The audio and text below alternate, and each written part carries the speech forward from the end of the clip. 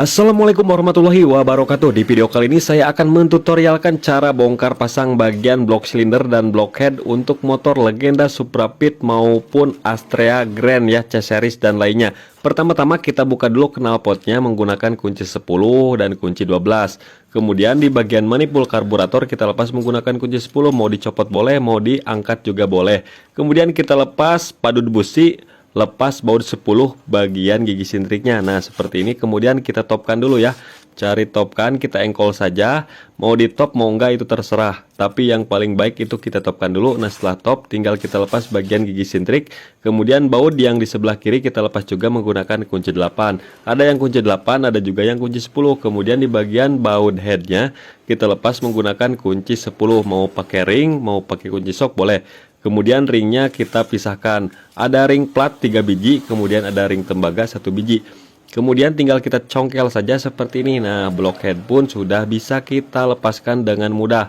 Karburatornya tinggal kita angkat saja, karena untuk karburatornya kan udah diservis.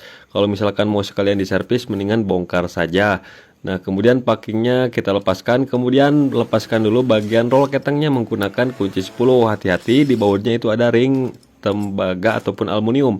Kemudian kita lepas baut 8 ataupun baut 10 yang di bloknya. Tinggal kita congkel aja menggunakan obeng min, mau pakai linggis juga bisa. Tinggal kita tarik seperti ini. Nah, di bagian blok linernya itu masih bagus ya, belum ada baret-baret, cuman udah berkerak saja. Kemudian kita bersihkan juga di bagian pistonnya ya, karena itu udah berkerak banget seperti hawu ngedagleg ya, hitam banget. Kita lepas sepinya, hati-hati menceleng ke dalam ya, jadi harus berhati-hati saat melepas sepinya.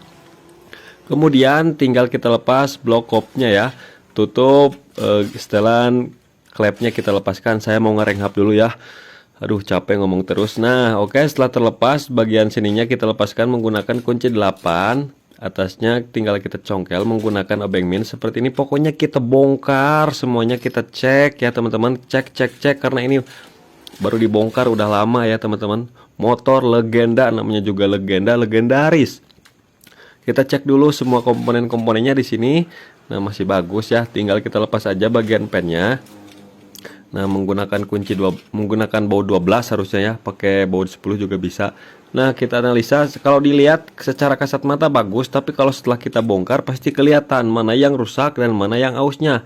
Nah ini pelatuk klepnya wajib kita ganti karena itu udah kemakan ya. Kalau misalkan udah aus seperti itu, nanti setelan klep tidak stabil dan timbul suara kasar. Di bagian noken as itu masih bagus.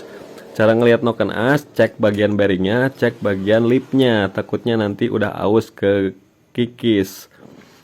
Namun noken as bagus ya. Dan untuk cara melepas spare klepnya seperti ini, kita tahan menggunakan kain bawahnya ya. Kemudian tinggal kita ketuk menggunakan kunci 14 ataupun kunci 12. Nah, satu kali ketuk juga udah langsung terlepas. Jangan berkali-kali, nantinya rusak ya. Kemudian kita lepas bagian klepnya. Nah, di bagian klep yang ini sedikit ada jeber ya, mungkin jeber atau kasar. Nah, di bagian batangnya juga kalau yang X itu masih bagus, sedangkan yang ini udah tajam setajam silet tuh di bagian ujungnya ini nih. Kalau kita sikir lagi nanti habis teman-teman. Jadi untuk klepnya wajib kita ganti. Nah ini hawunya ya, ruang bakarnya itu berkerak banget, penuh dengan kotoran, banyak banget kuman-kuman mungkin di situ ya. Tapi tenang aja, nggak bakalan menyebabkan sakit perut untuk yang hitam-hitam ini. Jangan lupa kita cek dulu bagian bos klepnya. Bos klepnya masih bagus ya, nggak oblak. Tinggal kita masukkan aja klepnya, goyang-goyang. Kalau misalkan goyang harus diganti bagian bos klep ataupun botolan klepnya.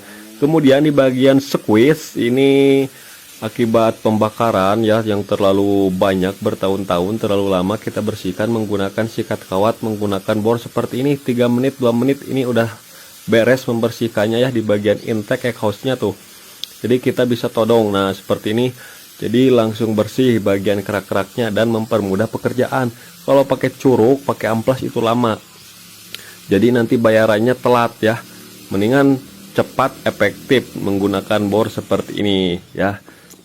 Tuh teman-teman bisa lihat untuk debu-debu kerak hitamnya itu sudah pada keluar. Nah hati-hati di bagian atasnya ini, di pinggir-pinggir untuk packing jangan pakai bor ini, nanti dewat-dewat ya, baret-baret. Jadi kita bersihkan pakai amplas ataupun batu amplas ataupun dikerik, tapi kalau dikerik itu harus berhati-hati jangan sampai mengikis ya.